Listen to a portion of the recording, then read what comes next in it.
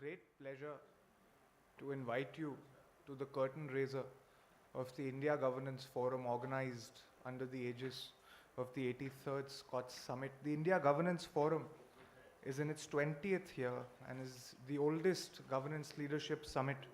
Its recommendations have had a profound policy impact across the center and state governments, and it is one of the few conferences and platforms where the focus is on field research-based, knowledge-rich arguments that bring felt needs to the policy discussion table. May I please invite Dr. Ghurcharan Dhanjal, Vice Chairman, SKOCH Group, to welcome you to the India Governance Forum this evening.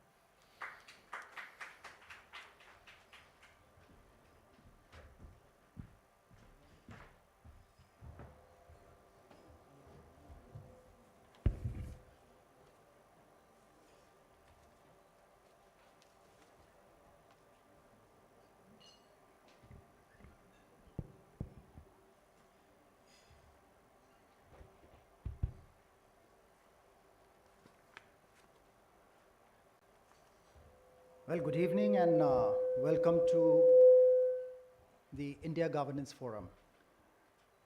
Thank you very much, Rohan, for this warm introduction. I will not repeat what you already said. Rather, I will utilize next 5 minutes to take you through the journey of SKOCH. SKOCH, SKOCH, SKOCH. Many a times, those who come in touch with us, they deal with a dilemma as to what is this SKOCH. A, it brings smile on their face. B, they feel that is it an Indian company? Is it SKOCH or SKOCH? What are they dealing with? And it also kind of, causes a confusion amongst those who come in touch with us as to, after dealing with SKOCH, what next? So I'm going to be addressing all these three dilemmas. Start with a small anecdote. When we took the proposal for SKOCH Award, SKOCH Lifetime Achievement Award, to Mr. Chidambaram, the very first thing he also asked, that SKOCH Award for a teetotaler. And Mr. Kocher, who was sitting in front of him, told him that I am the founder of SKOCH, and my name is Samir Kocher, and the acronym comes from my name. So this sketch of a vision was born in the year 1997. And we have seen many seasons. We have seen uphill drive, we have seen the downhill drive, and with perseverance, grit, and commitment, we have reached a stage where we are all gathered in this room. Skoch foundation को और उसके सभी पदाधिकारियों को हृदय से बहुत बहुत धन्यवाद देता हूं कि इस पुरस्कार के लिए उनने मेरा चयन किया है.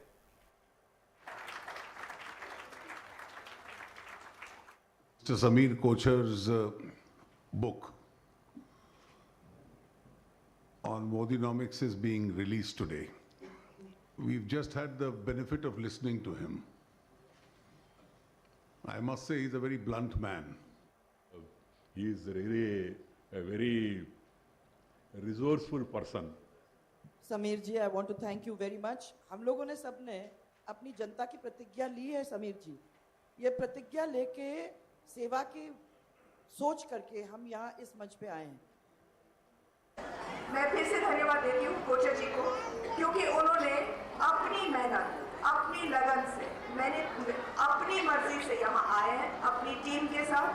उन्होंने अपनी जिंदगी का 3 पूरे दिन हमको दिया है. Thank you very much, Samir ji, for this opportunity. You said I've attended. This is my 3rd event at SKOCH. नीचे से उठ करके ऊपर आने वाले समीर कोचर जी मेरे बहुत अच्छे मित्र हैं. I congratulate Shri Samir Kocher. Thank you to Samir Kocher for putting together. The reason why I've shown you this video, not to show the faces of political leadership, but the warmth that this political leadership brings onto the platform. We are absolutely apolitical, not aligned with any kind of ideology or any kind of color, and everyone feels extremely comfortable being part of this platform. So this is the warmth that the political leadership eludes about Scotch. We are a 360-degree coverage since 1997. We are a public policy think tank, which brings the voice of the people onto the policy table. 1997, when we started, Mr. Kocher founded SKOCH Consultancy Services. Soon enough, we realized that there has to be a medium to take whatever voices we are collecting at the grassroots, that we are interacting with people, and the learnings therefrom to be taken to the larger mass. So we set up a media company and which publishes Inclusion and has been publishing Scotch State of Governance Report ever since. We have published more than 18 books. Mr. Kocher is a reforms historian. He's the author of Modenomics and has penned down 18 volumes so far. We believe that in today's digital age, the power of narrowcasting cannot be denied. For broadcast, there is enough. To reach out to your target audience, there is only one medium, which is narrowcast. So we believe Scotch TV fulfills that gap. Scotch Development Foundation works at the grassroots, is a center of excellence with Ministry of Tribal Affairs, and this feeds in our field level inputs into Scotch research, which further goes on to impact policy. And then we have, of course, the CAII, which is the CEO's Association for Inclusive India. This is an antithesis of FICCI and the Confederation of Indian Industry and the other industry organizations, which ask for SOPs. Here, the like-minded CEOs get together and say that this is how we can contribute to the inclusive growth of the country. On the left, you can see two prime ministers releasing two books by Mr. Kocher. We work with almost every central ministry, and we work with almost every state government. In terms of knowledge, we are most respected. So much so that the book, A Brief History of Indian Reforms, The Untold Story, was released by half the cabinet. And as I said in the beginning itself, that we believe in no colors. So we have one chief minister tweeting about the Scotch Award, and here we have the Prime Minister who is tweeting about a Mudra report which was researched and submitted to the government by Scotch.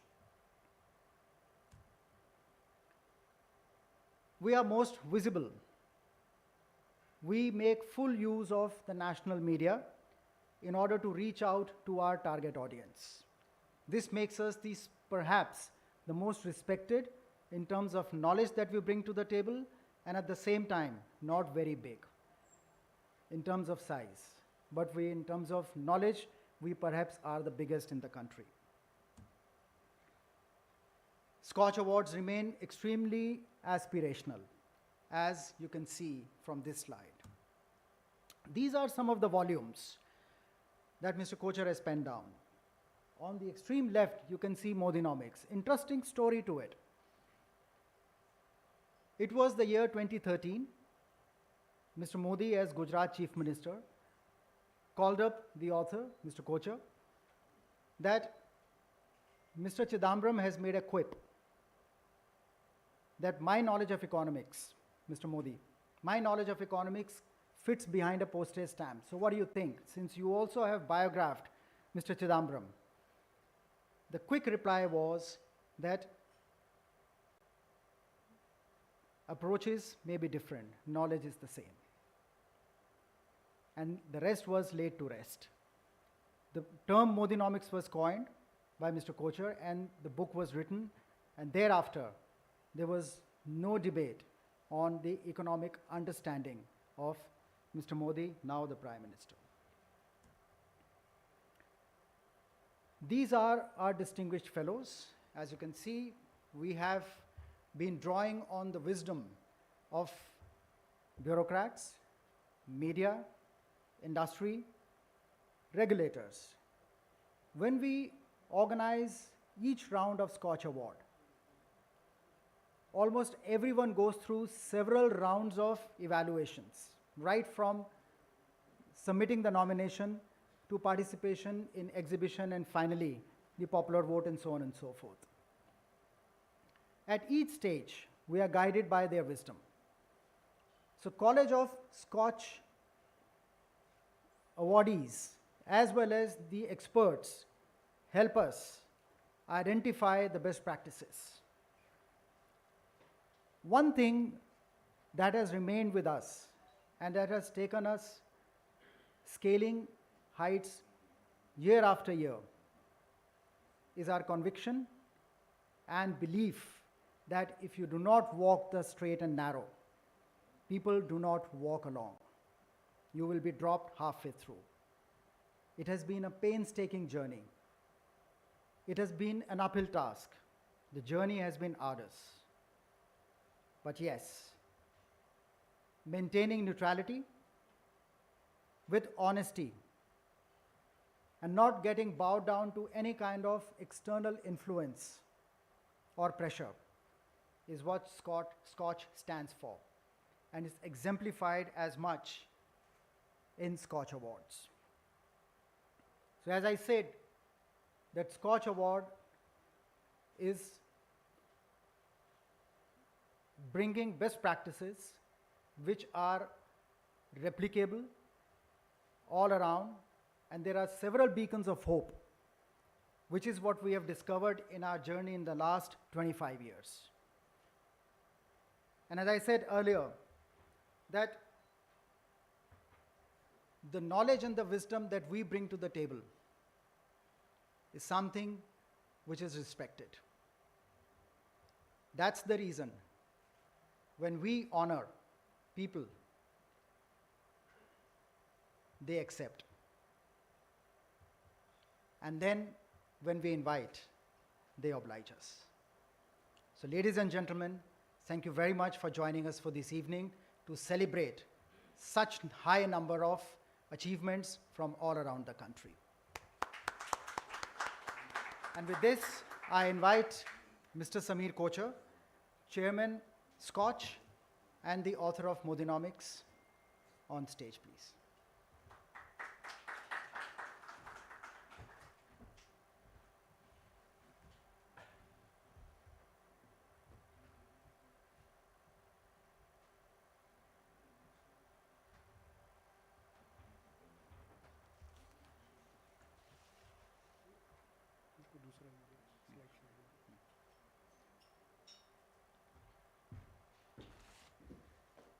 Good evening, Namaskar. Thank you so much for gathering here this evening from all across the country. The primary reason we are here is to celebrate all of you. It's it's a collective effort of everybody in this room that keeps India going and keeps India great. I'm not a very well-educated person, which I confess at the beginning of every speech. My formal education is only till class 12. And whatever I've learnt in the University of Life. So, I talk in homilies, I talk from personal experiences. And what I would like to share with you is that, all of us, sometime or the other, we would have cried seeing a movie. कोई भी ऐसा नहीं होगा इस कमरे में जिसने एक फिल्म देख के ना रोया हो कभी लाइफ में. There must be one film that made you cry. I cry easily, so I have cried during several films. The first film that I remember that I cried, I just not cried, I howled through, was in 1974. I was 10 years old then, and the movie was called Roti, Kapda aur Makan. It was a movie by Manoj Kumar, and it was such a true reflection of what was going around us. Extreme inflation, extreme unemployment, extreme hunger, extreme poverty, and we were living all of that. I come from a very poor family. We used to live in Paharganj then, and on a third floor with erratic electricity, no water supply. Sometimes we used to get 1 meal a day, sometimes we used to get 2 meals a day. So I could relate with that film so much. I remember I saw it in Khanla cinema. It was the cheapest cinema in Main Bazaar, Paharganj. I think some 60 paisa was the ticket or something, and I saw that to escape life, but I came back crying and really feeling very miserable. And I was reading the way situation is going economically. Somebody writes that we are possibly heading back into the stagflation of 1970s. I think we are a bit far from that, but the situation that every country faces today is fairly precarious. It's not just India. So let me share with you what is this India Governance Forum and what are we trying to discuss this time in it. As I said, the going is tough for everybody. So whether it's center or state, so let's look at the central government. What is happening today? The unemployment rate is up, inflation is up, interest rates are up and going further, rupee is down, new investments are down, salary jobs are down, growth to consumer demand is down, and capacity utilization is not so good. This is the state of the economy. And on this background, very recently, World Economic Forum, where all Indian companies and all Indian state governments go to attract Indian investments into India, to talk to Indian leaders and give interviews to Indian television channels in Davos. The World Economic Forum said that these are the risk factors for India. Number one is fracture of interstate relations. There is increasing friction between the state and the center, and this is something that needs to be addressed. There is debt crisis in large economies that may impact Indian economy further. Widespread youth disillusionment, it's happening today, trains are being burnt.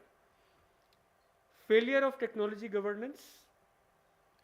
You've already seen what is happening in crypto, so many people lost money, what is happening in data protection, what is happening in many other areas where, through technology, it is possible to do regulatory capture. And the digital inequality between people who have digital. Like, one of our early ads 10 years back we had done, that 407,000, 40 crore ke kareeb Indians jo hain, gareeb hain. And they are gareeb because, and when you talk to the government and you talk to think tanks, they're poor because they don't have internet, they are poor because they don't have bank account, they're poor because they don't have school. Actually, they're poor because they don't have money. It's very simple. So these inequalities are going to create a big problem for all of us. Average GDP growth is down from 1720 itself, which is pre-COVID. Average GDP growth in that period was 5.7%. The GDP expected is not too great either. So if you look at real GDP growth, will catch up with cumulative annual growth rate only by 2035. This is not my data, this is Reserve Bank of India. There is no hope for $5 trillion economy by 2024 at the expected 7.2% average growth rate. Our own prediction is that by 2030 we will barely touch the 5 trillion. Gross capital formation is low and is not expected to improve soon. And a high ICOR, which is high incremental capital to output ratio, points to increased economic inefficiency. So things are like really bad. So something needs to be done. On this, it's not that it is bad just for India. This is a situation that practically every country is. We are probably relatively better off, but then we have a lot to catch up with in any case. For the states, the story is tougher. If you look at the state finances, these are precarious. Specifically after GST, the state's ability to tax anything is nothing. I mean, they can't tax anything. Debt to GSDP ratio for states is 33%. In 2021, primary deficit of state, which is the deficit that can be addressed through borrowings, was 5.38%. and 85% of this amount needs to be financed by market borrowing, and the average cost of market borrowing is 6.3% and going up. Social sector is a big resource guzzler. If you look at all states, almost 43% of all expenditure goes towards social sector, and power sector is bleeding state finances. I think we were leading state finances and bleeding it. Employment situation state by state again is precarious, and what is more worrying is the labor rate participation. Half the people who are eligible for employment are not even looking for it. There could be two reasons. One reason is no suitable jobs available, and the second reason, which sounds more true to me, is that over the past 15-20 years we've created this welfareism or dole economy that people don't really want to work. So if you look at their labor shortages, you look at domestic help not available, look at drivers not available, look at plumbers not available. They want to go back to the villages. Why? Because they'll get Narega wage, they'll get free ration, they'll get free bijli, they'll get free gas, and they have this little piece of land where they'll grow their vegetables and the little pokur where they'll catch the fish and eat it. So subsistence economy is back. Why would we want to work?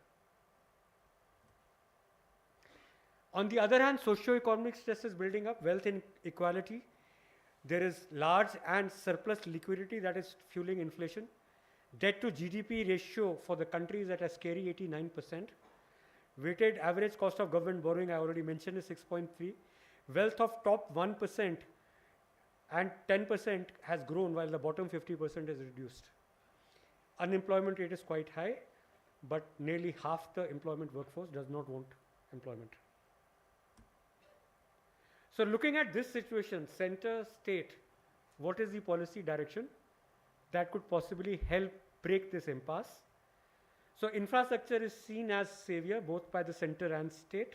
Huge push on infrastructure to fix economy, employment and GDP ahead of 2024 elections. So you have these mega schemes like Gati Shakti is there, Jal Shakti is there, and so many other schemes. Huge amount of railways where a lot of money is going into infrastructure. The problem with this is cost escalations and time delays.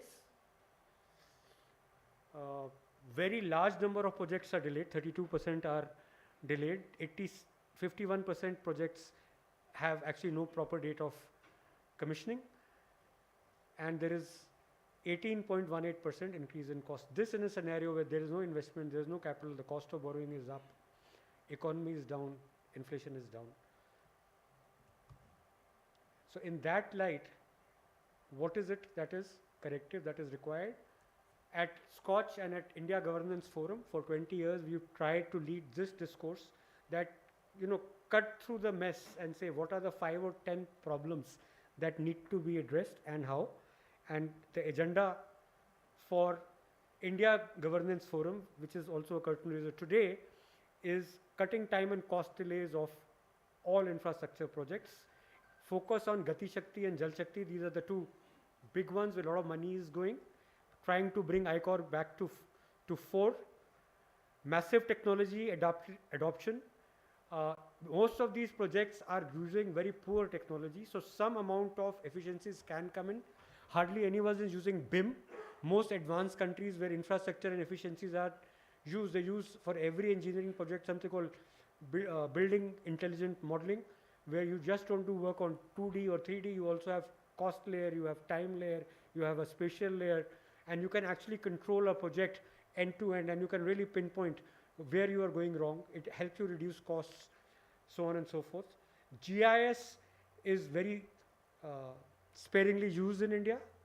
Gati Shakti is the first time where GIS is being used through silo busting in a national mode, where all the major national projects are coming together.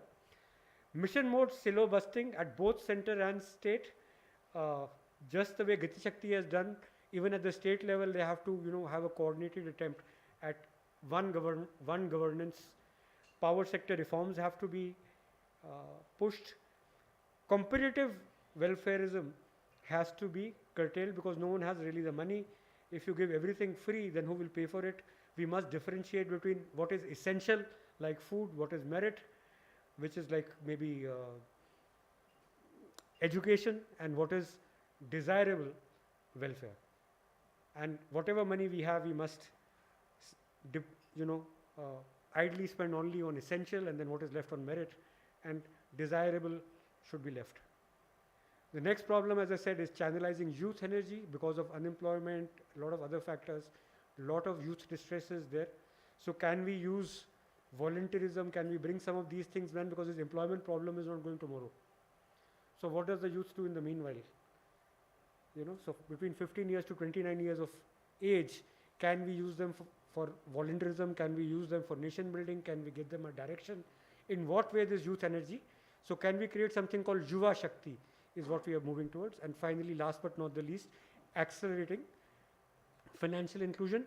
Financial inclusion basically meant defeating poverty, moving up the people up the economic ladder, which meant that credit had to be more easily accessible. There had to be livelihood linkages. There had to be SHG formation.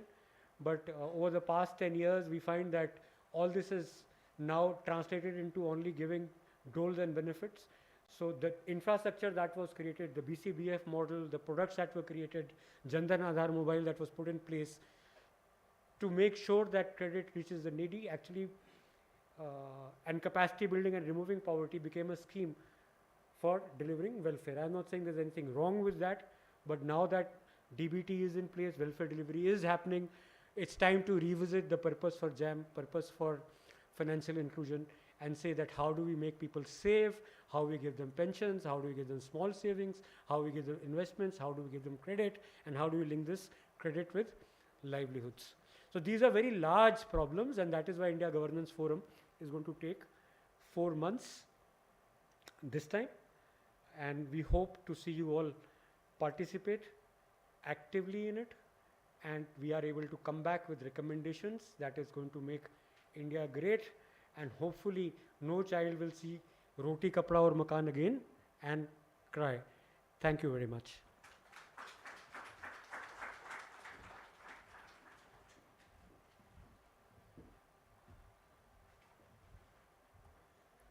Well, thank you very much, Mr. Kocher. I now invite Mr. Rohan Kocher to present the SKOCH State of Governance report card. Rohan.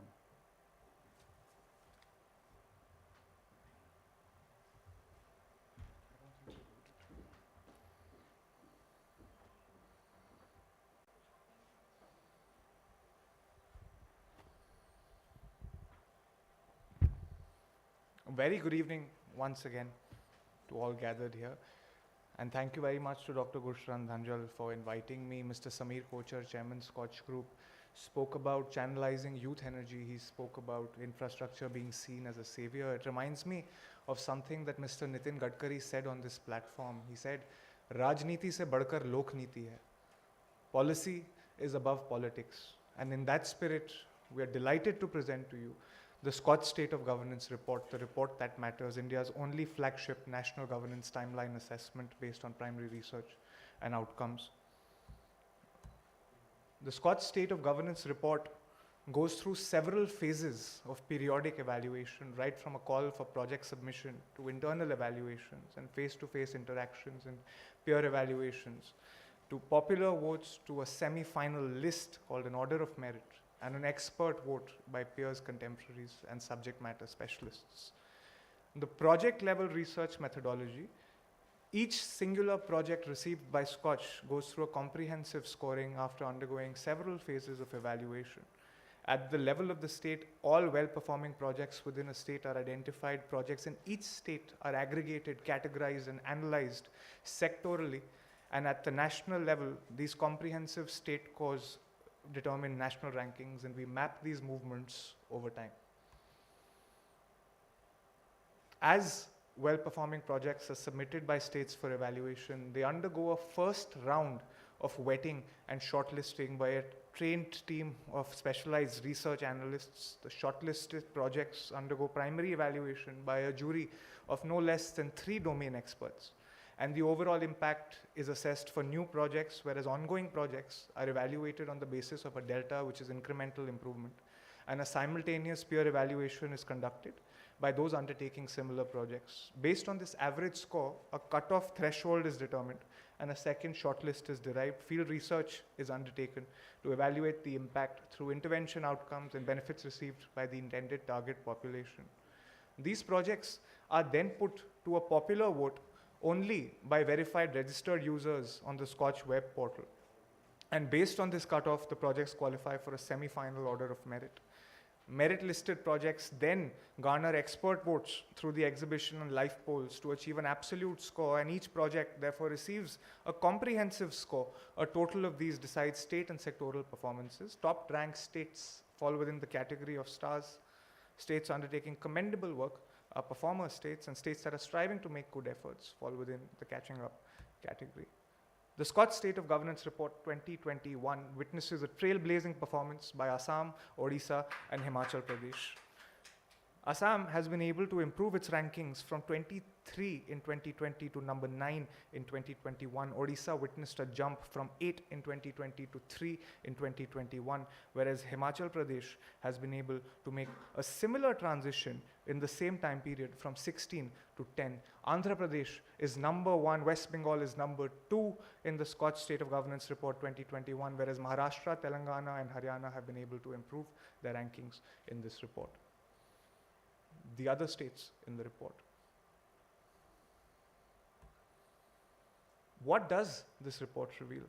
If we look at a cumulative score of 2 time periods between 2014 and 2019 versus 2020 and 2021, we see a sea change in the performance of some states, which is also evidenced by the rankings of these states, which are then mapped over time. We're able to see a jump of 80.81 from 2014 to 2019 for Andhra Pradesh to 128.3 within the time period of 2020-2021. And this exercise is visible for all states nationally, and also the rankings which then go on to determine which state tops the leaderboards. It is often assumed that policy direction and policy impetus at the center and the states is matched. While that is a popular perception, the actual on-ground reality is sometimes vastly different. Since we work very closely and study government and governance at the level of the state, these are the sectors with enhanced focus that we discovered: urban development, rural development, power and energy, finance and revenue, education, ease of doing business, and agriculture, which translates into a shift of policy focus to also other sectors which have received renewed focus: tourism and culture, sports and youth affairs, which Mr. SKOCH spoke about, social justice and social security, labor, irrigation, housing, horticulture, handlooms and textiles, geology and mining, forest and environment, food and civil supplies, disaster management, cooperatives, animal husbandry and fisheries have all witnessed a renewed focus in 2021, whereas there are also those sectors wherein policy focus has shifted away from. These happen to be women and child development, water, transport, skill development, municipal governance, municipal sanitation, police and safety, infrastructure, health, general administration, e-governance to an extent, and district administration. The top 5 ranked states in the SKOCH State of Governance report sectorally across agriculture, health, rural development, police and safety, transport, finance and revenue, district administration, women and child development, municipal governance, ease of doing business, e-governance and water are presented before you. We enjoy national coverage across leading dailies when we speak to government, when we speak to governance, and we speak to the people of India. Inclusion captures the SKOCH Governance Knowledge Repository, which serves as an important tool, a resource of best practices for other states to learn and emulate from the learnings of each other. Our nominations for the SKOCH State of Governance Report 2022 are currently open. Please do apply. Thank you very much.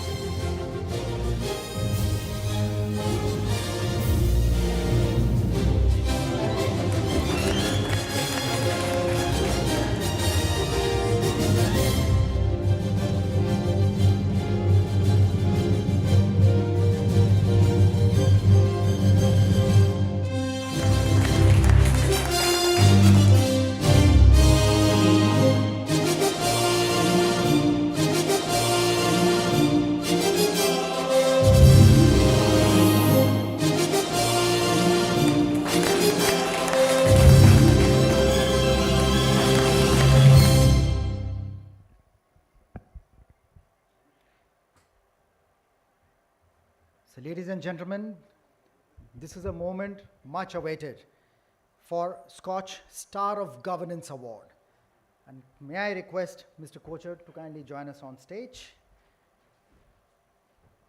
And I have the pleasure of inviting Mr. Sanjay Mohan Bhatnagar, Deputy Commissioner IT, Department of Cooperation and Public Service Management from Madhya Pradesh, for cooperation.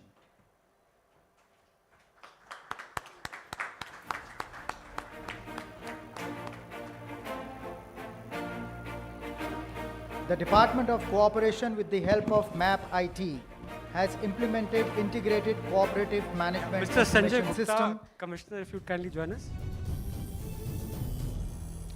where common citizens who are keen to form cooperative societies in the state can apply online for its registration. The department has a total of 63 cooperative offices across the state, and various tools and debugging techniques have been adopted to design the system and make it user-friendly. Complete business process re-engineering is done to make it user-friendly. Congratulations. Congratulations.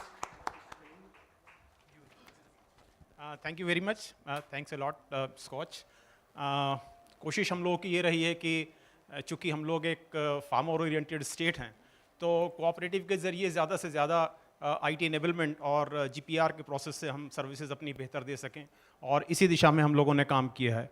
और एक सबसे important काम जो हम लोगों ने पिछले वर्षों में किया है वो है हमने ऑडिट ऑटोमेशन, जो हिंदुस्तान में पहला था, यानी रेंडमाइज्ड ऑडिट ऑटोमेशन था, जो कहीं नहीं था, जो हम लोगों ने शुरू किया। Thank you very much. Pleasure. So before Gurcharan moves on to the next award, let me tell you, in the excitement of receiving award and giving award, what we forget is कि इसमें जो यादगार है, only that picture will remain. So the picture must be picture perfect. So when the award is announced, you make up your mind who's receiving it. One person should come and receive it, and you want to call others, then they come and they also take a formal picture. We have enough time. There's no rush. We can take 2 formal pictures if required. Right? Mr. Vinod, State Monitoring Officer ICDP from Bihar, for cooperation.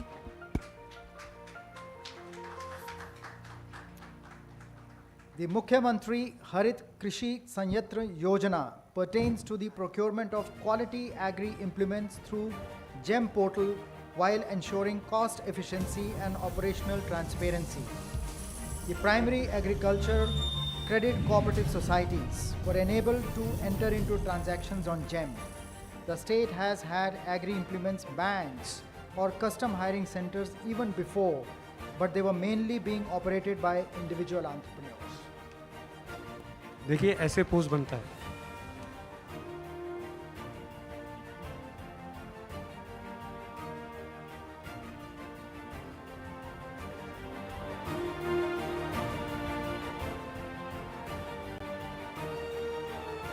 Thank you, India Governance Forum and Award and Scotch for bringing this wonderful event before us, where the excellencies, the distinguished guests are present. It is very pleasant for us that the confidence you have shown in our policies and implements. One brief thing I would like to say about that, what all has been explained about this award is very encouraging for us, because we are working under the Department of Cooperation, under the guidance of our Commissioner Secretary, Madam Vandana Priyasi. Under her guidance, we have explored and created a platform where the rural peasants, the marginal farmers, the small farmers have an alternative remedy of equipments and updated equipments available at their village doorstep at a very handful price, tariff rate, available for cultivation of land. And this thing has created an immense potentiality of production in our state. The most important thing that we have done this is by offering tenders under the GEM, the government e-marketing, where a great achievement in terms of finances by saving money. For an example, I can say that normal the market rate of tractors in the market is 7 lakh plus. But now under the GEM bidding process, we have purchased for our societies at a price of 4 to 5 lakh. You can say around 3,000 tractors have been purchased till now and other equipments also. But we have saved so much money for the government as well as for the people of the area. Thank you very much. For district governance, Anantapuramu, Andhra Pradesh, Mr. S. Basava Raju, District Handloom and Textile Officer.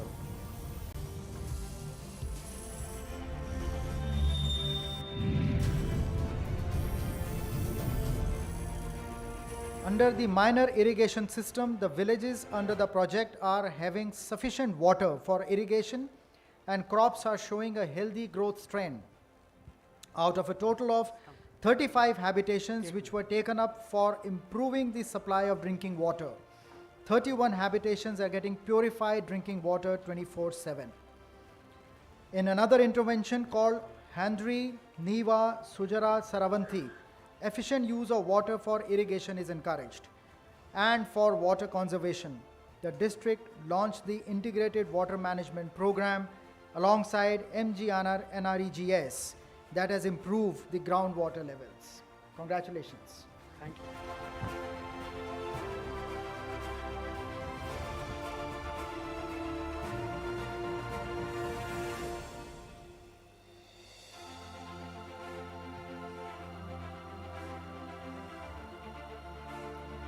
Mr. Saroop Uday Kumar, Joint Secretary, MSME and Textiles, West Bengal.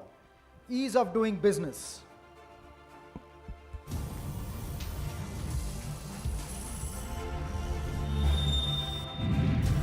The Department of MSME and Textiles has automated its systems for auto renewal of licenses and has also set up a single window system, Silpasathi, a self-service portal that not only guides but also enables an investor to apply online.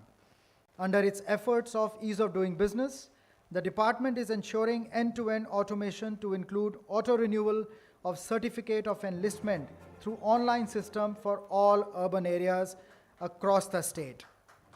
E-Nathikaran is a centralized web-based system of registration since 2014. Congratulations.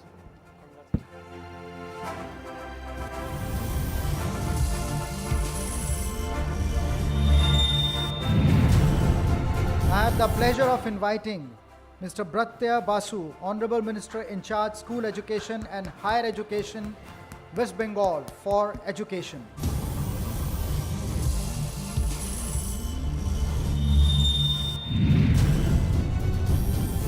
West Bengal establishes a digital data management system for schools. Bangla Shiksha 3.0 is about e-governance in the education system implemented by the Department of School Education. It is a unified digital symbiotic ecosystem set up as a new management system for all school-specific data about each education-related process. Banglar Ucha Shiksha is a digital data management system under the Department of Higher Education. A portal has been developed dedicated to collecting and maintaining data related to higher education institutions in the state. Over 12.5 lakh students have made use of the portal in a single year. Congratulations, sir.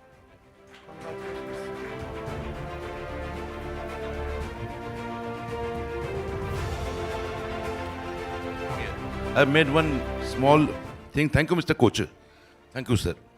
I thank the SKOCH Group and for conferring the prestigious Star of Governance SKOCH Award in Education Award on our beloved Bengal. I think and express my deep gratitude to the people of Bengal who have allowed us to serve them. The achievement is one more testimony to the visionary and inclusive leadership of our Honorable Chief Minister, Srimati Mamata Banerjee. And my friends, I assure you that this will not be the last feather in our cap, but a new emerging Bengal. There will be many more. Bangla আবার ভারত সভায় শ্রেষ্ঠ আসন লবে. Bengal will surely lead our country once again. And I firmly believe when Mr. Kochu said today in his initial lecture, when he has seen roti kapda mokan, that is actually the reaction of a human being. And as Newton said, every action is opposite and equal reaction. That is always not true for each human, every human being. Only my honorable CM, I have seen her. She has strong reaction about the people, for the Bengal, for all our people, and I firmly believe she is the only leader in India. She represents Bharat Barsho, not only India. Thank you, thank you, thank you.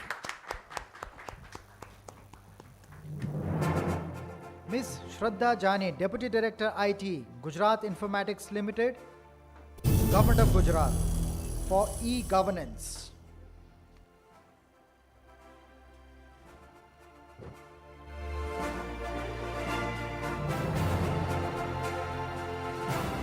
Gujarat Chief Minister keeps a strict vigil on the delivery of government schemes to the citizens of Gujarat on a real-time basis. As a good governance initiative, the CM dashboard brings all the stakeholders across the government on a single platform. The Department of Science and Technology has implemented GSDC VC application that has led to massive transformation during COVID. 8,000 plus members, approximately 30,000 minutes used across 1,000 VCs during the pandemic. Same time, the Gujarat State Data Center has implemented secure VPN solution without any additional cost to provide facilities for work from home for all the government officers. Congratulations.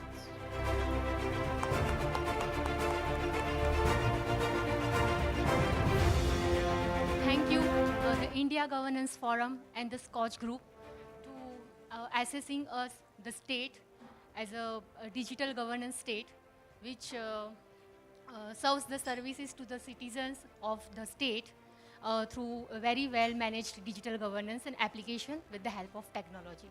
So I am feeling very proud to represent my state here in this forum. Gujarat has topped this category many, many times. From Himachal Pradesh, for Finance and Revenue, Mr. R.D. Janartha, beg your pardon, Additional Commissioner, Excise and Taxation.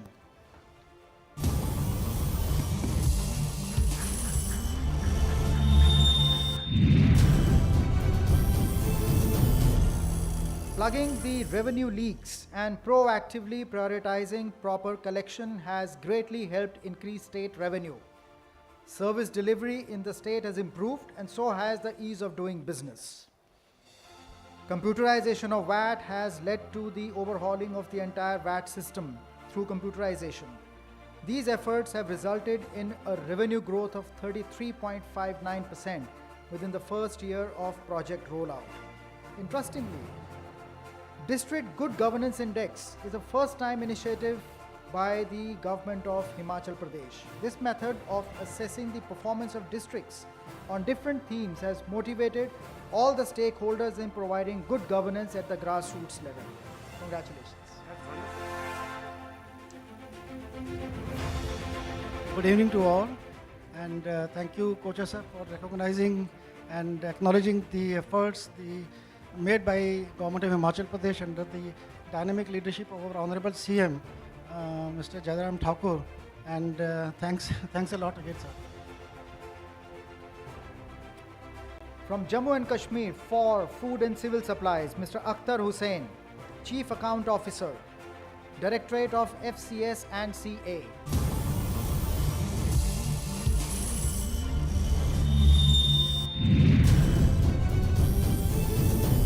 In an end-to-end computerization of targeted public distribution system, the state has introduced a method of improvement in the distribution of food grains. The initiative has led to the complete transition from offline to online mode of PDS to bring in transparency, efficiency and accountability.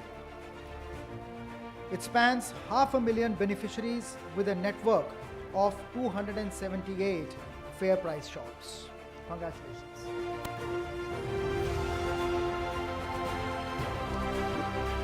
May I now request all the awardees to kindly join us on stage for a group photograph. So far, those who have already received the award, kindly join us on stage. You know, there are 30 awardees, so they can't fit in one picture. So we are doing them 10 at a time. Sir, please join us. Sir, for a picture. Kindly come. Join us. Manisha. Mrs. Kocher.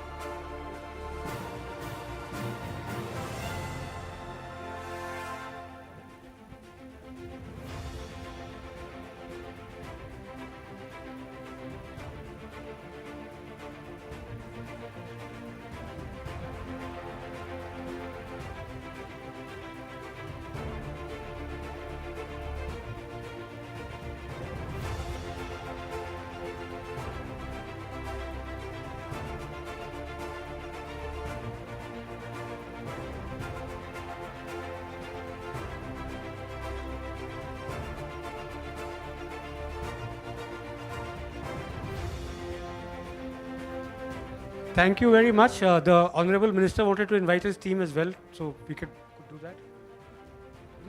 You wanted to invite some more people, right? Oh, okay, fair enough. Next time. All right, fair enough.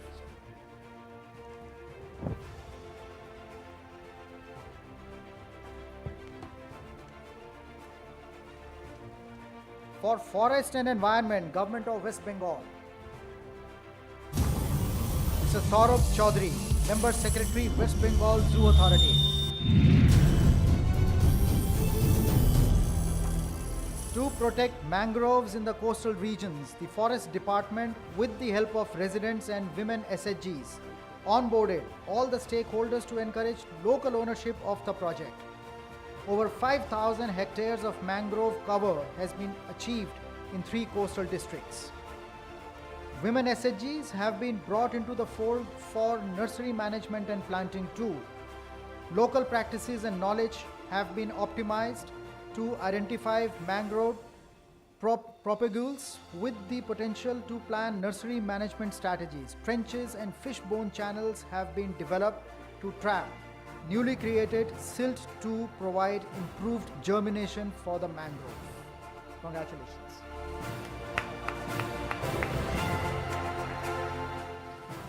Good evening, everyone.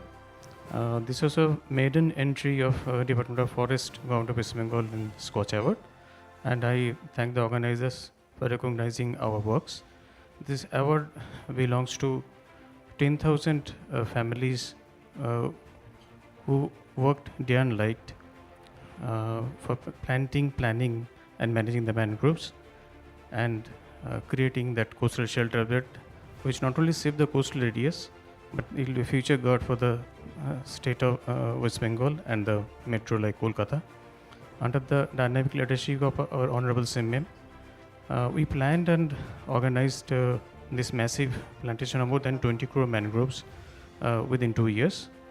They will require another 5 years to grow and another 5 years to care. So thank you, everyone. Thank you, the group. Congratulations again.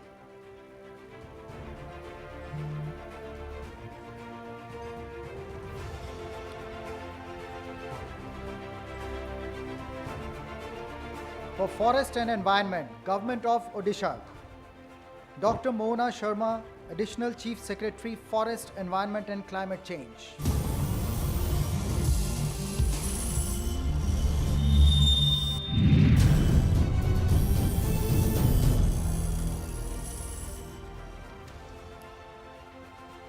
General Administration, Bihar, Mr. Manoranjan Kumar, Administrative Officer, Bihar Prashasanik Sudhar Mission Society, General Administration Department.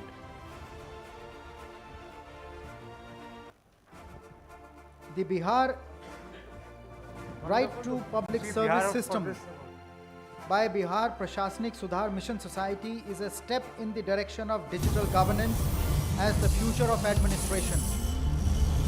Introducing a digitalized version of the service involved a transition and training period, where both the service providers and users need to adapt to the new platform. A right-based approach to public service delivery has been adopted.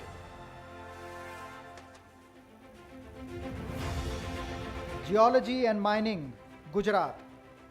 Mr. H.P. Patel, Additional Director, Development, Geology and Mining Department.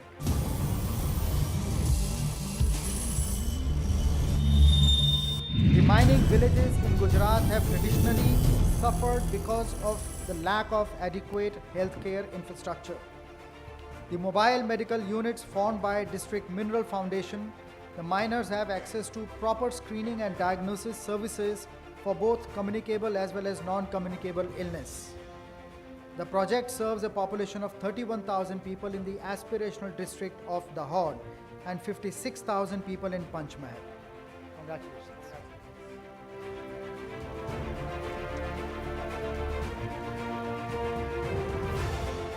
Handlooms and Textiles, Government of Telangana. Mr. Jayesh Ranjan, Principal Secretary, Industries and Commerce.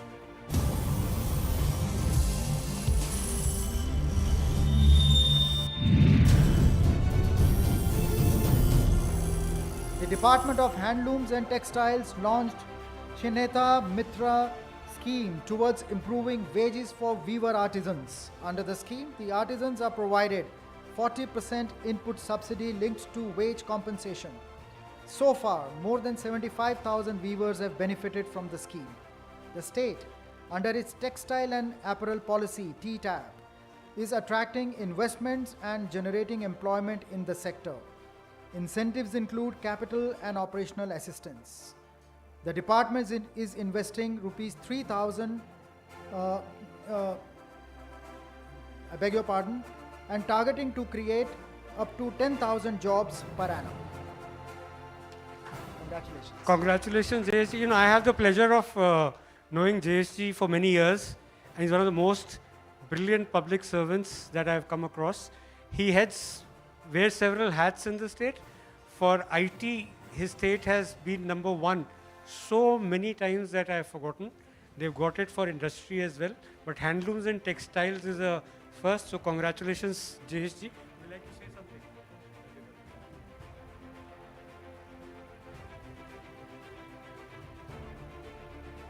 For Animal Husbandry and Fisheries, Andhra Pradesh, Dr. Sidri Appala Raju, Honorable Minister, Animal Husbandry, Dairy Development and Fisheries.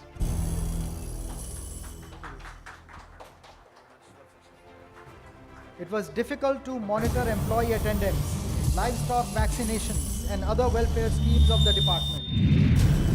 This contributed to poor health care for livestock and also reduced productivity.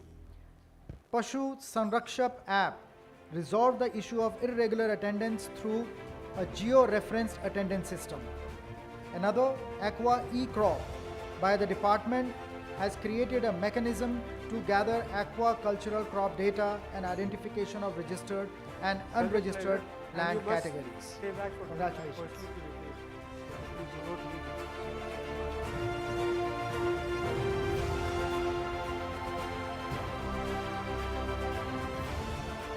Agriculture, Andhra Pradesh.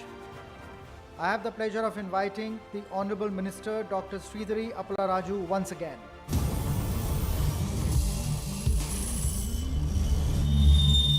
To supply pre-tested quality inputs and to carry out procurement, 10,725 Raitu Bharosa Kendras have been set up as a one-stop shop for farmers. There is one RBK per 2,000 population in rural areas having agricultural activity. This has created a proper interface between the farmers, scientists and the extension officers at the village level, covering all 54 lakh farmers in the state. Congratulations.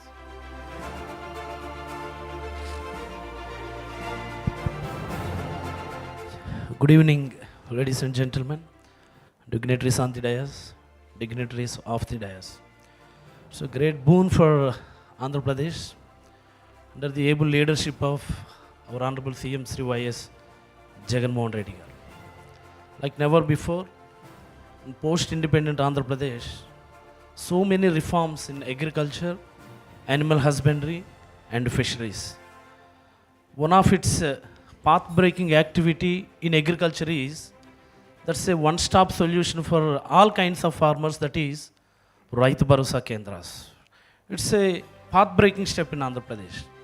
Every state in India need to take some cues from this project, from this program.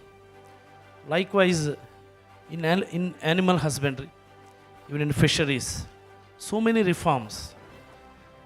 You all know, aqua is well developed just because of the sheer entrepreneurship of the private partners in Andhra Pradesh. But during COVID, we encountered so many issues regarding transport, exports, imports and all.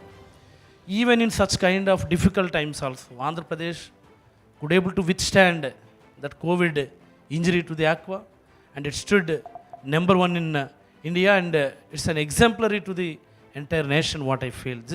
This happens just because our Honorable CM, he had taken a humongous Padayatra, what we call. Humongous Padayatra. 3,648 kilometers he had walked across the state when he was in opposition. And he know what to do. And he had that kind of vision to sustain all these industries. And we are going forward. Today, we received this SKOCH Gold for fisheries and animal husbandry, and the other award for agriculture sector. Thank you. Thank you very much. God bless you. You are a brilliant Chief Minister. For Horticulture, Jammu and Kashmir, Mr. Mohammad Akbar Wani, Secretary, Horticulture.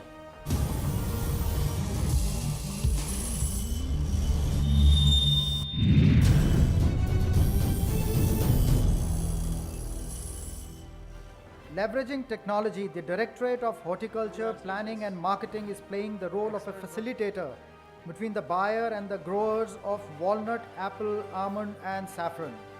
The service comes free of any charge. The growers used to suffer earlier due to the presence of middlemen. Growers now receive advance payments. They are not only getting a better price for their produce, but also saving on the commission charged to them in the APMCR. Congratulations.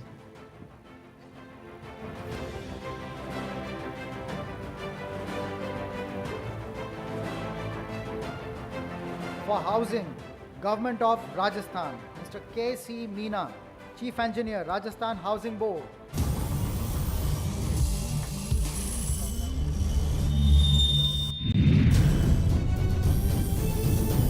Rajasthan Housing Board was struggling with a very large unsold housing inventory totaling up to 18,000 units. A concerted effort was made to engage with the public and generate awareness and enthusiasm about upcoming opportunities. RHB offices got a facelift with IT-enabled help desks. As many as 11,432 properties were sold in 2 years, clocking in a revenue of rupees 3,179 crore. Congratulations.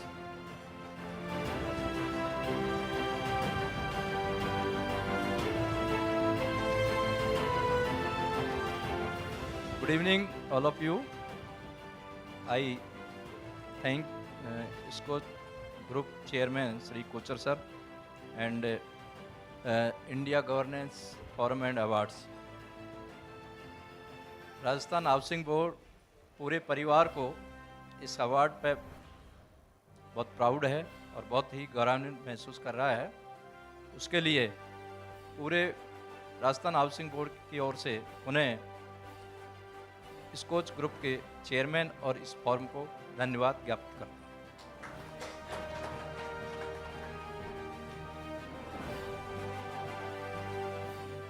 For irrigation, Government of Odisha, Mr. Vijaya Kumar Mishra, Engineer in Charge, Water Resources Department.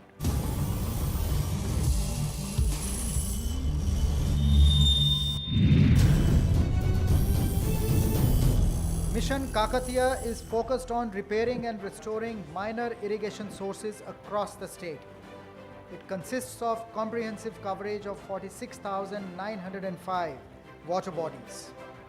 Mega lift irrigation project was launched in 2011 to provide irrigation to farmers in upland areas by lifting water from the river. So far, 208 mega lift schemes have been implemented covering an area of 2.64 lakh hectare.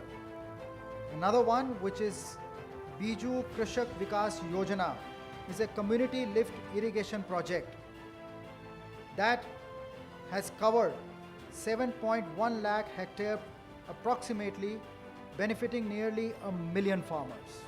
Congratulations.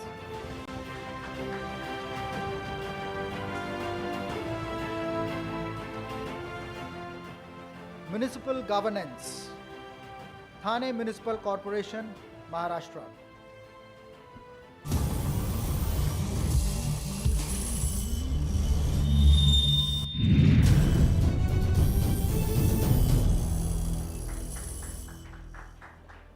Integrated Command and Control Center has been set up in Thane Municipal Corporation to provide updates and alerts to citizens and key agencies for event planning, crowd monitoring, and disaster response.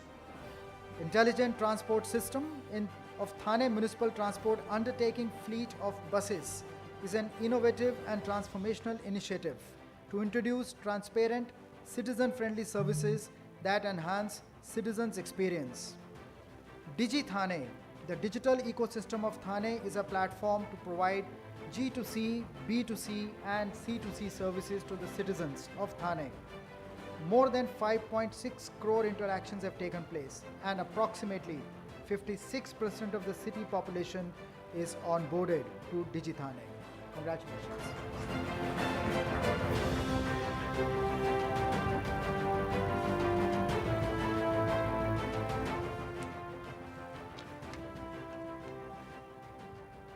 For municipal governance, Varanasi, Uttar Pradesh. Dr. D. Vasudevan, Chief General Manager, Varanasi Smart City.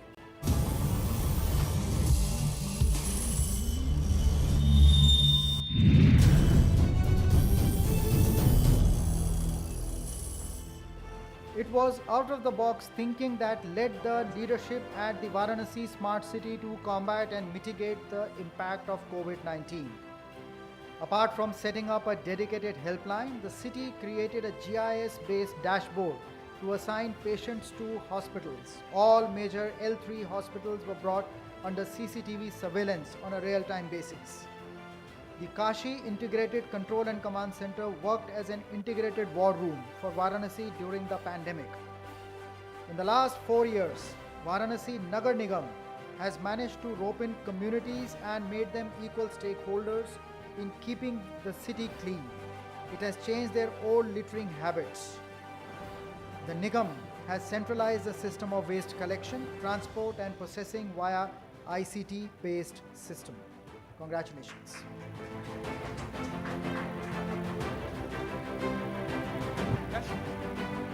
Thank you, SKOCH Group, for this award. You all know the geopolitical importance of Varanasi. Varanasi has its own glory, and it has more challenges than its glory. So we have been striving hard using technology and all means of governance to help the citizens and keep the city clean and better. And we have done an exceedingly good work, which I am proud of, and for this the award is given for the COVID time. So I use the Command and Control Center. We have entirely in IT-driven COVID management, which we have won several awards from several forums. So thanks SKOCH Group for this one more award. So these awards help us to do more, do better. Thank you. May I now request the second batch of SKOCH, recipient of SKOCH Award, to kindly join on stage for a group photograph.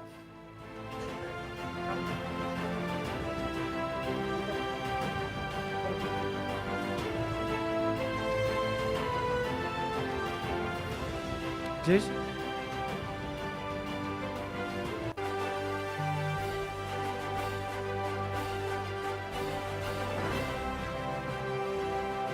Rohan, can you join us?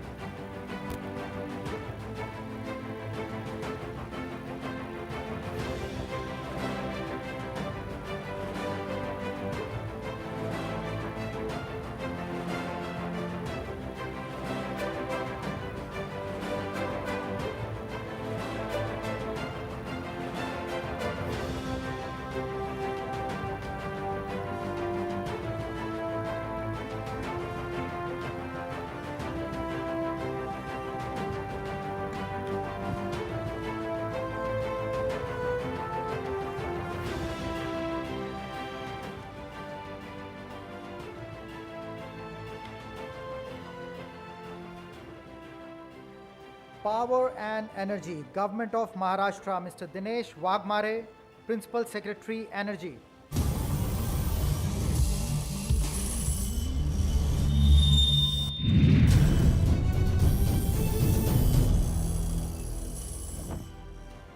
Maharashtra State Electricity Transmission Company is propelling Digital India, enabling best-in-class data connectivity for economic growth. One of its kind, it today is the largest network in the state with dark fiber availability. The utility has also implemented smart solar 2x50 net metering at Chakan. Power consumption is reduced by almost 50%. Supply, installation, testing and commissioning of interface energy meters along with automated meter reading is another implementation, first in India to implement SAMAST guidelines. Congratulations.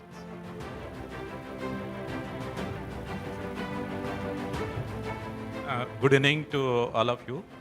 I thank India Governance Forum as well as the SKOCH Group and especially Samir Kocharji for awarding Maharashtra with this award.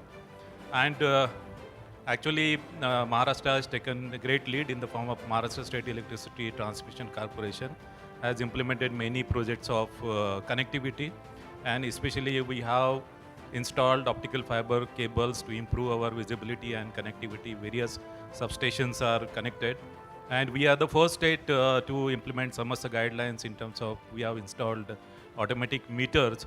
All generation, transmission, distribution interfaces are now connected with the automatic meters, and they are connected with the SCADA system.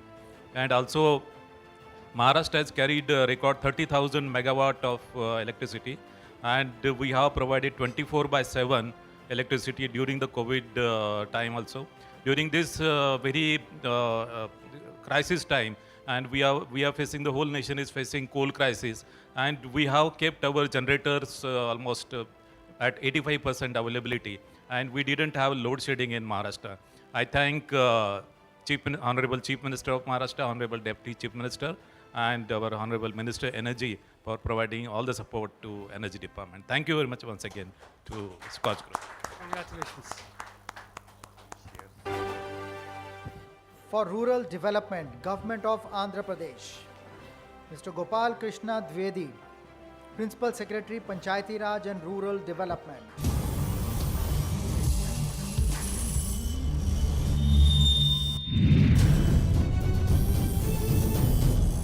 To help ameliorate the living conditions of women in Andhra Pradesh, the Society for Elimination of Rural Poverty launched YSR Chayuta, which helps women in the state explore income generation opportunities. The project has helped 24 lakh rural women. Under YSR Asra, nearly 80 lakh poor SHG women from urban and rural communities have been benefited from the program. Yet another one, which is Grama Ward Volunteer and Village Ward Secretariat Department, has created a dedicated platform for electronic services delivery. 3 crore plus government benefits have been delivered to the citizens worth rupees 80,000 crore per year via DBT. Congratulations.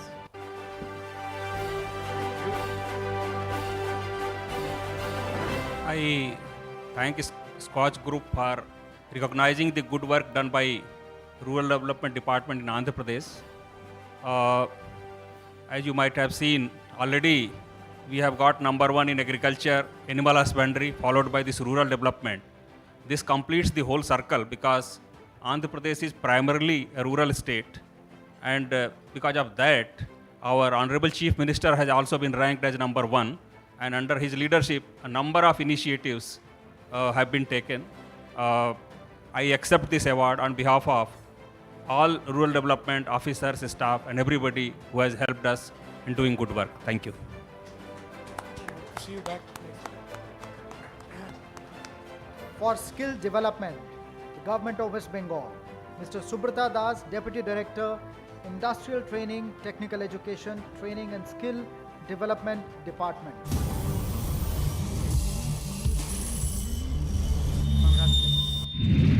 During the pandemic, polytechnic students of West Bengal state had to adapt to learn from home and also learn to take exams remotely.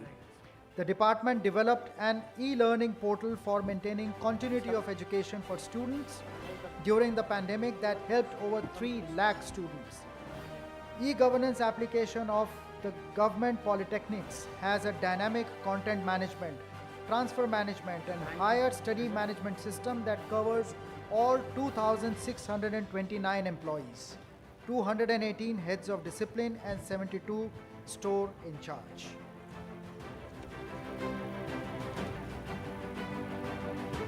Social Justice and Security, Government of Odisha.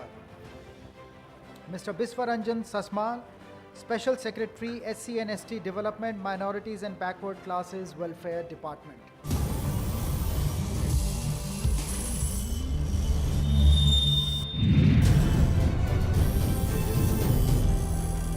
Under Mission Jivika, the annual income of farmers has increased and there is a 120% increase in area under cultivation by the surveyed beneficiaries compared to the 2020 Rabi season.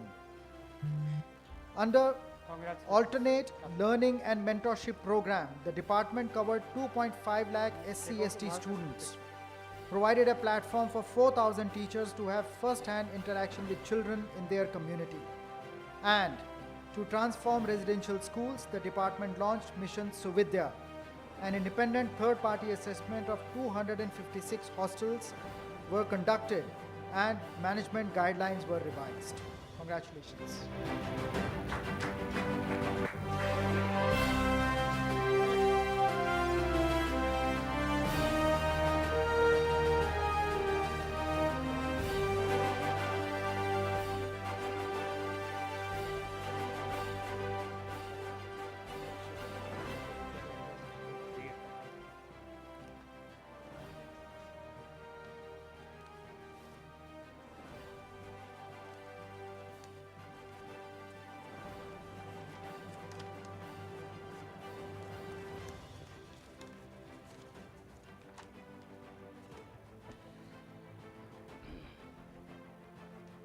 Good evening, ladies and gentlemen. Greetings from state of Odisha. I would like to highlight 3 important things which has not been presented and communicated and not discussed.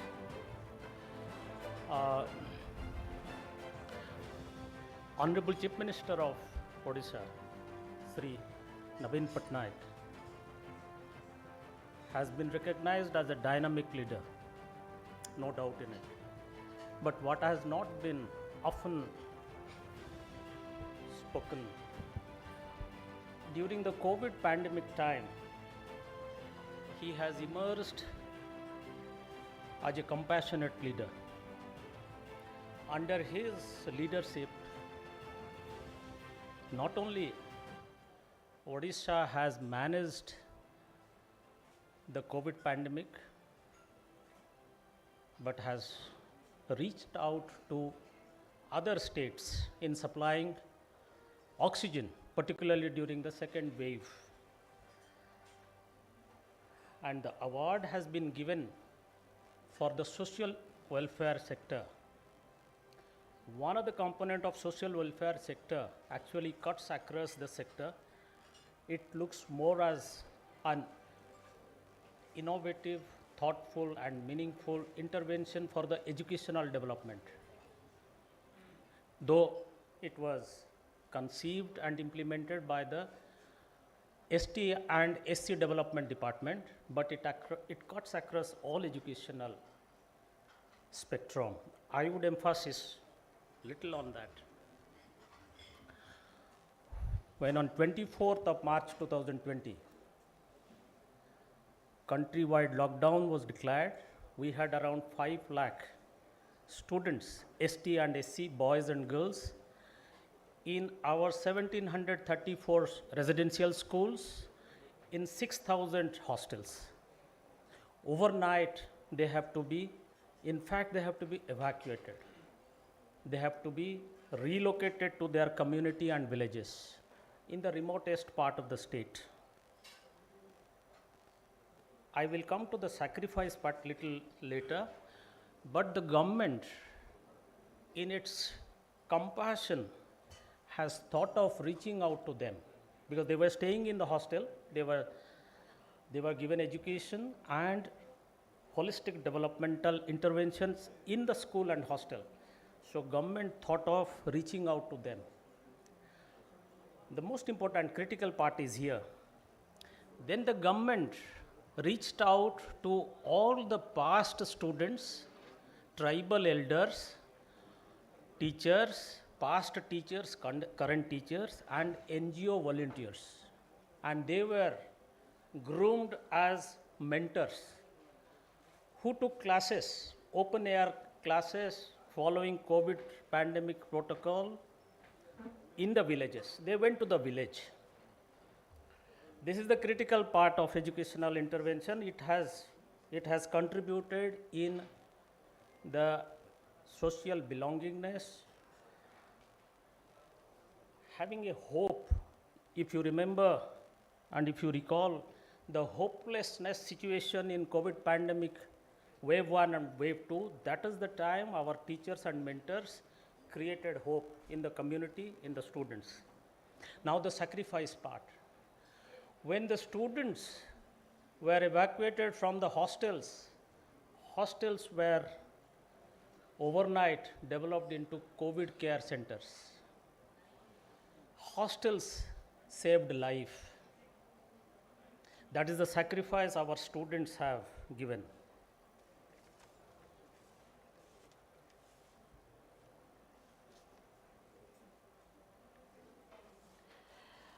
We, as a government, we don't believe in publicity, we believe in work, we believe in silently working. What I have explained, that is for the publicity. I would like 6 lakh of our students, ST and SC students, should feel inspired for their sacrifice, for their commitment, for their contribution for the community. With this, I thank all of you. I thank India Governance Forum and SKOCH team. Thank you very much, ladies and gentlemen. Bande Utkala Janani. Thank you so much. Very touching speech. Thank you. Thank you very much, Mr. Biswaranjan Sasman. I now invite sports and youth category, Mr. Prashant Joshi, Commissioner, Sports, Youth and Cultural Activities from Government of Gujarat.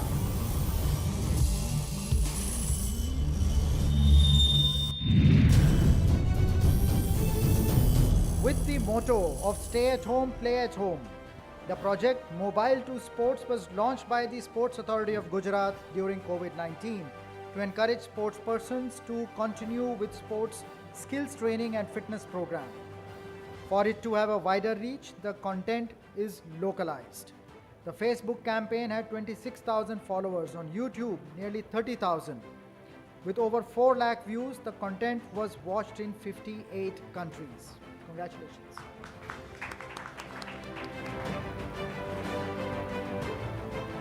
Good evening, ladies and gentlemen, and thank you very much, SKOCH Group and India Governance Forum and Awards. I would like to thank my entire team, and on their behalf I am receiving this award. So thank you very much for working day and night. We are not only engaging in other social sectors, but for sports and cultural activities, we have tried to tap the virgin talent right from taluka level to district level. And for that we have started this Kala Mahakumbh, Khel Mahakumbh and all other cultural activities. And we are very happy that we have found some very good results. Once again, we acknowledge this award and thank you very much, SKOCH Group. Thank you, sir. For tourism and culture, Madhya Pradesh, Mr. Vivek Shrotriya, Additional Managing Director, Madhya Pradesh Tourism Board.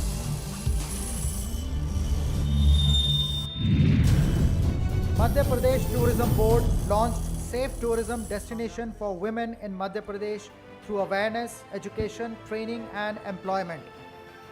It intends to make tourist places in the state women friendly. So far, 50 tourist destinations in 20 clusters have been earmarked as safe. In January 21, the board started an open-air drive-in vaccination drive called MPT DDX Drive-in Cinema to revitalize the entertainment space. At the same time, give people an opportunity to look forward to getting vaccinated. People now drive into the arena, do the paperwork inside their cars for the vaccination and wait for their turn in while watching a cinema. Congratulations.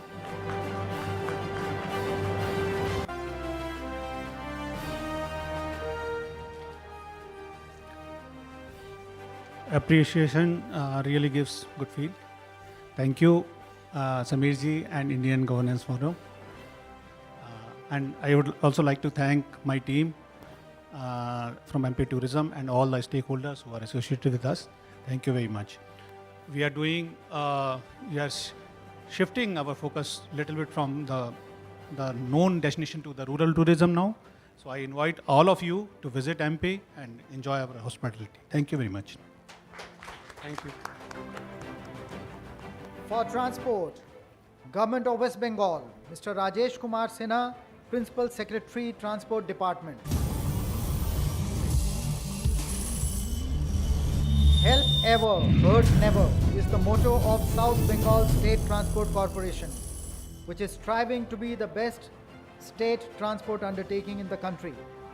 Training, sensitization and regular meetings with the shop floor workforce and the front level field staff and crew is being given utmost focus. Towards this, SBSTC has developed an integrated transport management system that has modules like traffic management, inventory management, budget and accounts. The corporation is continually expanding its operations to cover remote areas and has a current strength of 932 buses to increase to 1,368 by 2025 in accordance with its Vision 2025. Congratulations. Thank you, Mr. Co-Chair. Thank you, SKOCH Group. Thank you, India Governance Forum. I thank my team Transport in West Bengal, our visionary and dynamic Chief Minister Honorable Mamata Banerjee, our Minister Shri Firhad Hakim, and all the members of Transport Department who have been honored today. I just say one thing on behalf of the Government of West Bengal, that all the governments would have, as per the report presented by Mr. Co-Chair, reduced their focus on the transport sector. But Government of West Bengal is committed to increase its focus on transport sector. We are committed to ensure people's safety, ensure compliance of the laws, and ensure that we get the pollution-free environment in our state. Thank you very much for honoring us. Since ma'am has come all the way, could we invite her for a picture?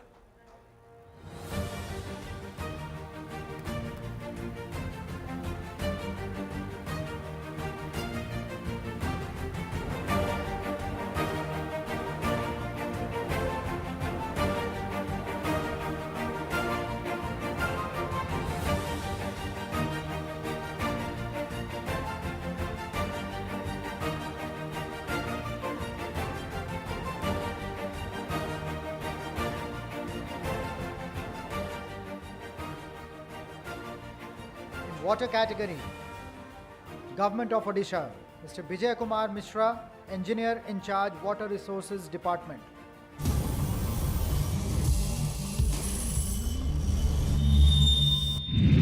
From pond convergence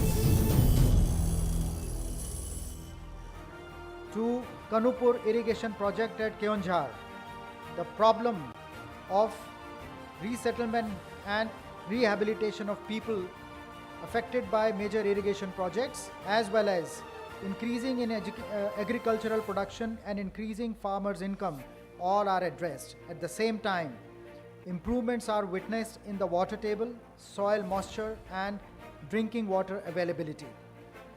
Climate change adaptation project at Naupara is converting places affected by water scarcity into green pastures in 8 villages. Koraput has also taken soil and water conservation measures, which has resulted in 190 acres of irrigation potential and improvement in groundwater table. Congratulations.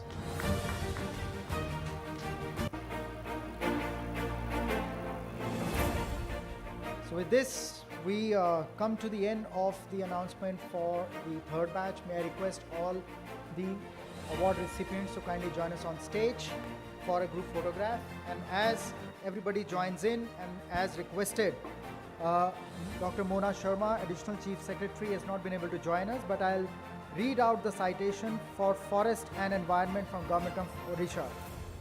What was once dismissed for want of processing technology has become a major source of livelihood today.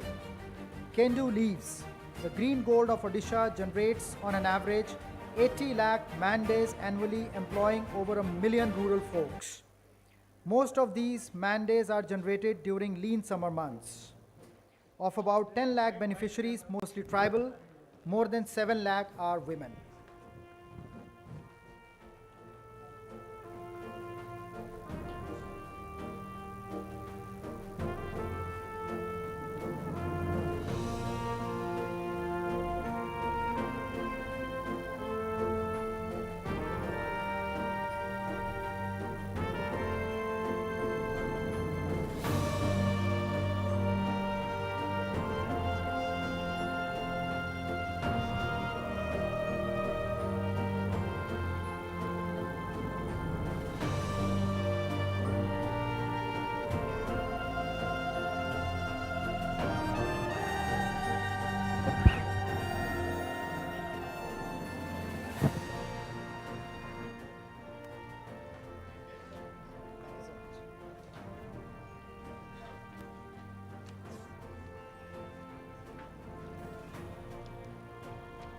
And now, the Scotch Challenger Award for National Significance.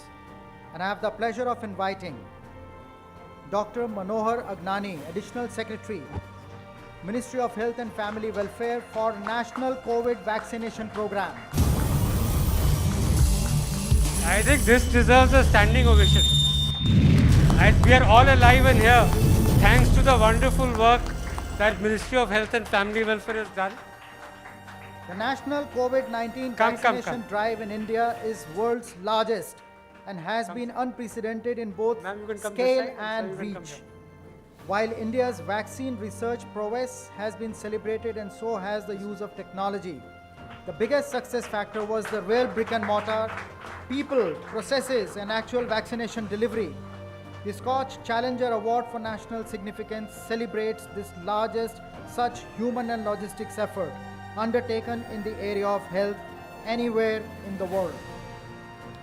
Reaching out to more than 90% of India's population and administering 1.9 billion doses far exceeds the sigma of population of several countries. Congratulations. And let's give a big round of applause. We added to your work. Absolutely. Sure.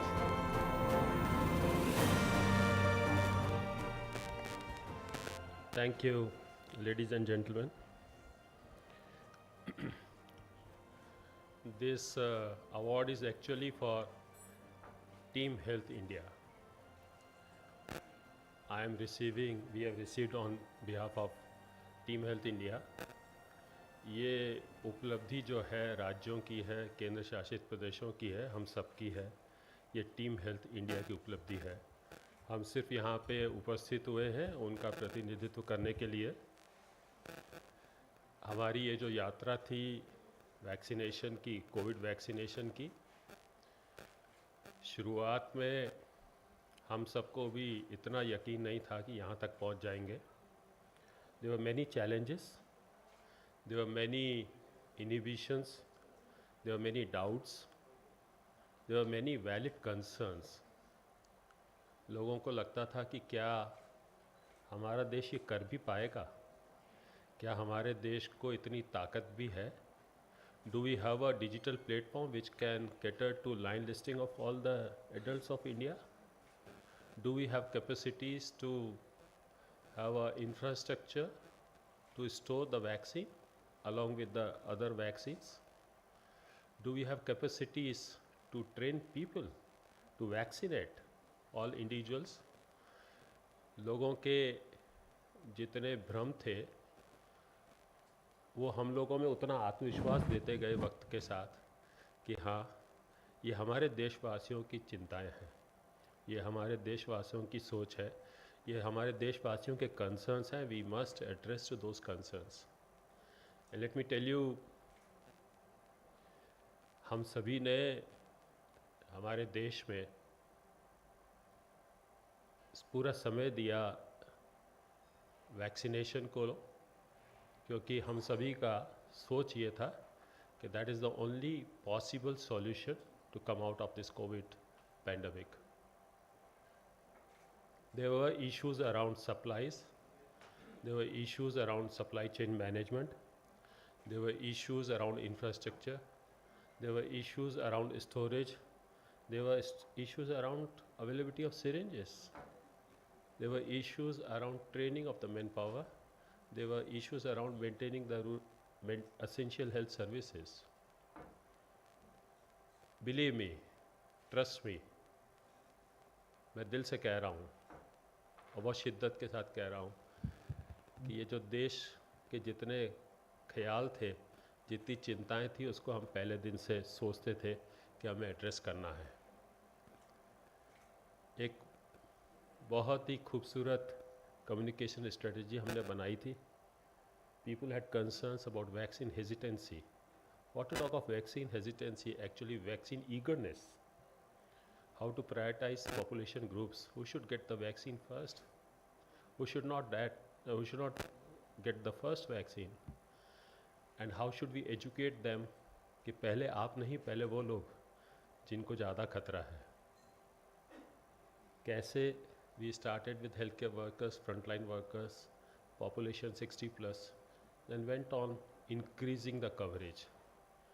This was all scientific, this was all well structured. हमारे सारे देश में इसके लिए जो मेहनत हुई है, अगर मुझसे अपनी ज़िंदगी में कभी डॉक्यूमेंट करने का मौका मिला तो इंडिया, टीम हेल्थ इंडिया की अगर कोई सक्सेस स्टोरी है तो नेशनल कोविड वैक्सीनेशन है. And thank you very much for giving this opportunity. This award is for entire nation. This award is for all of us. This award is for all those who believed, who trusted the capabilities right from production to distribution and vaccinating people. This award is for all those who believed in us in getting them vaccinated. This award is for all those healthcare workers who gave their precious time amid the COVID pandemic. There are many stories to tell about. Everyone has gone through those phases. How they give this priority to vaccination program, keeping their family matters aside. This award goes to them. I am just representing them. So if you, sir, kindly allow, we can have our team to receive this vaccine award. And also, if we have representations, I can see here from various states, West Bengal, Madhya Pradesh, Gujarat, Odisha, Andhra Pradesh, if they can also come and receive this award, it will be my pleasure. Thank you very much. Dhanyavad, Namaskar, Jai Hind.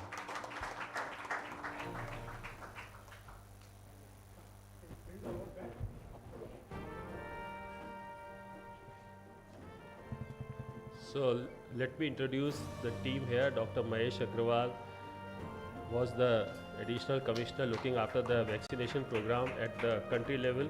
Dr. Veena Dhawan, who received the award, is the additional commissioner right now looking after the vaccination program. Dr. Pradeep Haldar is the think tank of vaccination in the country. Dr. Suhas was the man behind the CoWIN platform. Dr. Ashish here was looking after the distribution of vaccine across the states. designing the various strategies. Abhimanyu here is part of the UNDP. You know that Kovin is built up by UNDP team. He is representing them. Padmaja was our joint secretary IEC. She was looking after the communication strategy and building issues around that. Manisha is ADG IEC.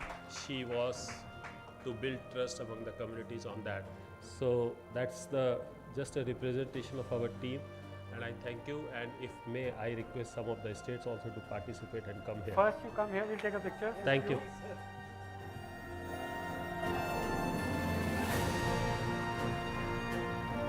And may I request, while we're getting pictured, another round of applause, maybe standing one.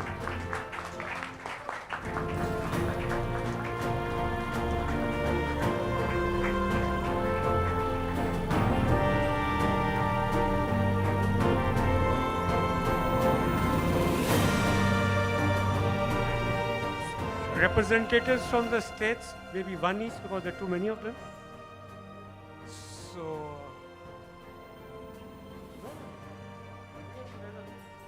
Acha,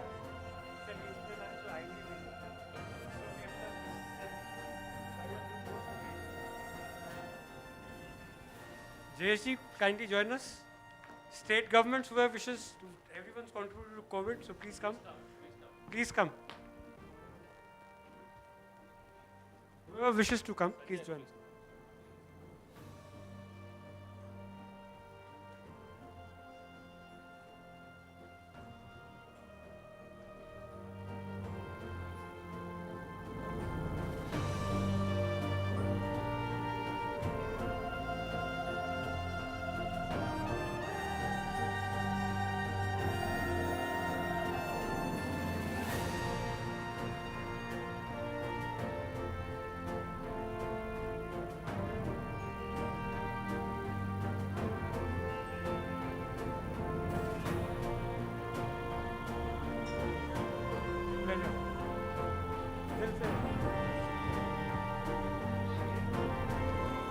Well, congratulations once again on this amazing feat.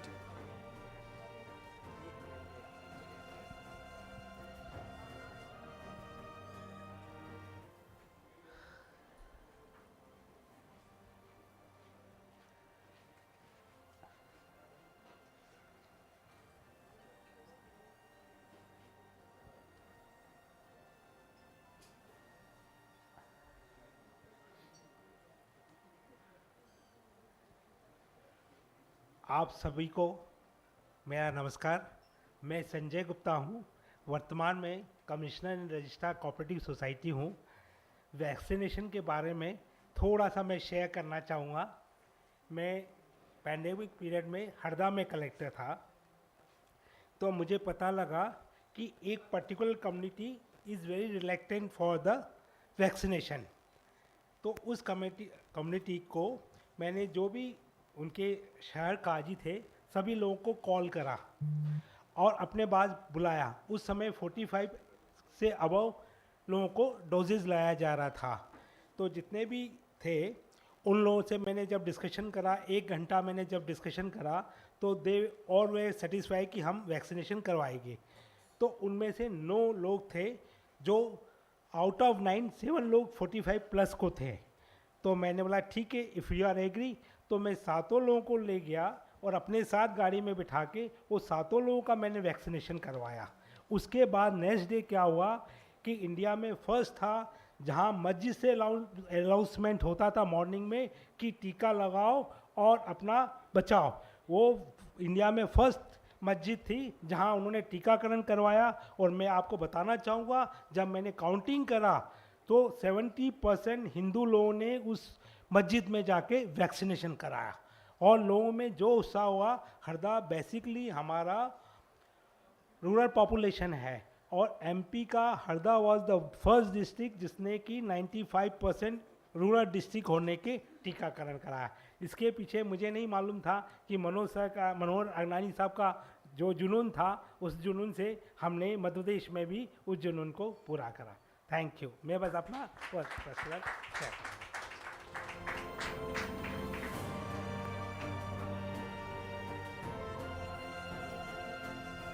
now, the Public Service Award for exemplary service to the nation goes to Mr. Jayesh Ranjan, Principal Secretary, Industries and Commerce and Information Technology, Telangana. Mr. Ranjan has made exemplary contributions in promoting business and investments in India, Telangana in particular. He played a pivotal role in opening of IKEA's first Indian store in Hyderabad. In his current role, he is deeply involved in developing policy frameworks, attracting new investments, identifying opportunities for utilizing IT in various government processes, and promoting the digital empowerment of the citizens. It is due to his efforts, including the creation of T-Hub incubation centers in various districts of the state, and We-Hub, which is women-centric incubator, were set up, and that Telangana today is called a digital state. As part of the national pool of trainers in leadership constituted by the Government of India, Jayesh Ranjan played a very important role in training and mentoring newly recruited civil servants. He earlier created tourism-related infrastructure and promoted tourism to make Hyderabad a favored tourist destination. Congratulations.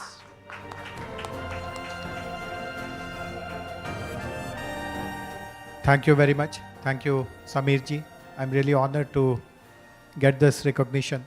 I'm very fortunate to be working in a state, the state of Telangana. While it is a young state, got created only 8 years ago, but it has introduced lots of very progressive policies, very transformational reforms, and I feel fortunate that I have been involved in some of those initiatives, and I'm glad that these have all got recognized and gives us more impetus and motivation to do more such things in the future. Thank you very much.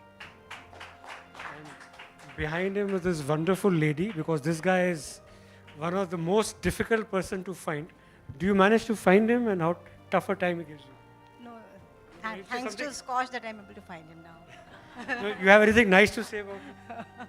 Ever busy, but yes, we are proud of him, of his achievements. So congratulations to you for sparing so much of him for the country. Thank you so much. Thank you.